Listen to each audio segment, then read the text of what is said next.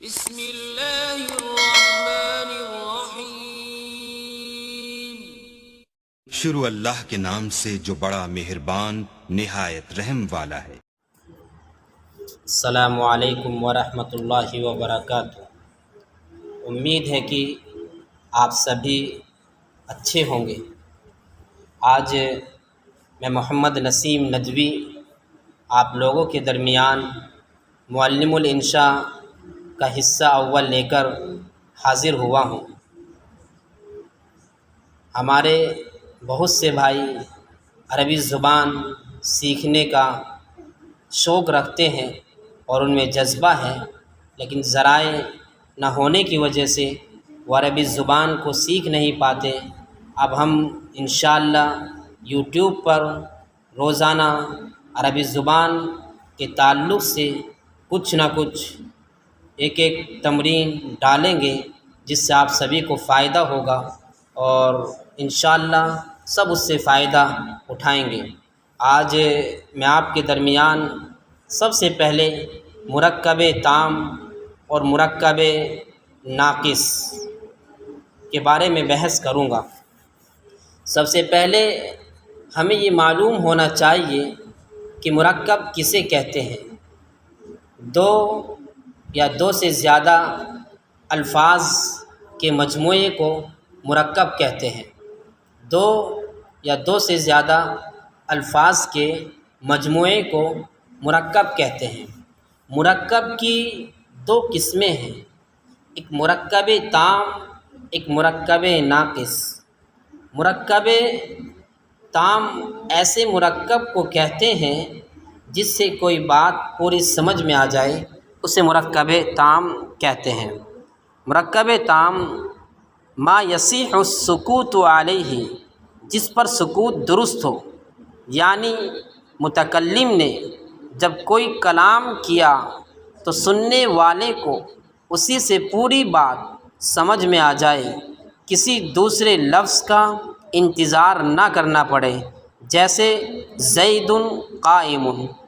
اوپر اسکرین پر آپ سبھی حضرات دیکھ سکتے ہیں کہ متکلم نے جب کوئی کلام کیا تو سننے والے کو اسی سے پوری بات سمجھ میں آ جائے، کسی دوسرے لفظ کا انتظار نہ کرنا پڑے، اسے مرکب تام کہتے ہیں۔ کچھ مثالیں میں مرکب تام کی آپ کے سامنے رکھتا ہوں، جیسے میرا بھائی بیمار ہے، یہ مرکب تام ہے، اس سے پوری بات سمجھ میں آ رہی ہے۔ وہ کرسی پر بیٹھا تھا، یہ بھی مرکب تام ہے، اس سے پوری بات سمجھ میں آ رہی ہے۔ میں نے 4 آم خریدے، یہ بھی مرکب تام ہے، اس سے پوری بات سمجھ میں آ رہی ہے۔ جس سے پوری بات سمجھ میں آ جائے اس جملے کو مرکب تام کہتے ہیں، اور جس جملے سے پوری بات سمجھ میں نہ آئے اس جملے کو مرکب ناقص کہتے ہیں۔ ما لا یصح السکوت علیہ، جس پر سکوت درست نہ ہو، یعنی متکلم نے جب کوئی کلام کیا تو سننے والے کو اسی سے پوری بات سمجھ میں نہ آئے، بلکہ کسی دوسرے لفظ کا انتظار کرنا پڑے، جیسے غلام زید، زید کا غلام۔ زید کا غلام کہاں ہے، کہاں سے آیا، یہ پوری بات واضح نہیں ہو پا رہی۔ ایسے میرا بھائی کہاں ہے، کیا کر رہا ہے، کب آئے گا، کب جائے گا۔ کرسی پر، کہ اس کرسی پر کون بیٹھا تھا یا کون بیٹھے گا، اس سے بھی پوری بات سمجھ میں نہیں آ رہی ہے۔ جس جملے سے پوری بات سمجھ میں نہ آئے اس جملے کو مرکب ناقص کہیں گے۔ اب آپ ویڈیو پر دھیان سے دیکھیے کہ یہاں پر ایک تصویر آپ کو دکھ رہی ہوگی کہ مرکب تام اور مرکب ناقص میں تمیز کرو۔ سب سے پہلا جملہ الماء بارد، پانی ٹھنڈا ہے۔ ماء کے معنی پانی، باردن کے معنی ٹھنڈا، پانی ٹھنڈا ہے۔ اب اس جملے سے پوری بات سمجھ میں آ رہی ہے، اور جس جملے سے پوری بات سمجھ میں آ جائے اس جملے کو مرکب تام کہتے ہیں۔ دوسرا جملہ الثوب نظیف، کپڑا صاف ستھرا ہے۔ اس جملے سے بھی پوری بات سمجھ میں آ رہی ہے۔ جس جملے سے پوری بات سمجھ میں آ جائے اس جملے کو مرکب تام کہتے ہیں۔ البیت النظیف، صاف ستھرا گھر۔ اس جملے سے پوری بات سمجھ میں نہیں آ رہی ہے اور جس جملے سے پوری بات سمجھ میں نہ آئے اس جملے کو مرکب ناقص کہتے ہیں۔ بیتن کے معنی گھر، نظیفن کے معنی صاف ستھرا۔ لیس الولد، لڑکا نہیں ہے۔ کیا نہیں ہے؟ اب یہ بھی پوری بات واضح نہیں ہو رہی ہے۔ جس جملے سے پوری بات واضح نہ ہو اس جملے کو مرکب ناقص کہتے ہیں۔ لیسا کے معنی نہیں، الولد کے معنی لڑکا۔ لیت الفاکہۃ، کاش کہ میوہ۔ میوہ، کیا میوہ میرے پاس ہے، دکان پہ ہے یا دکان سے لانا ہے، یہ پوری بات سمجھ میں نہیں آ رہی ہے۔ جس جملے سے پوری بات سمجھ میں نہیں آئے وہ جملہ مرکب ناقص کہلائے گا۔ اکل فرید الفاکہۃ، فرید نے میوہ کھایا۔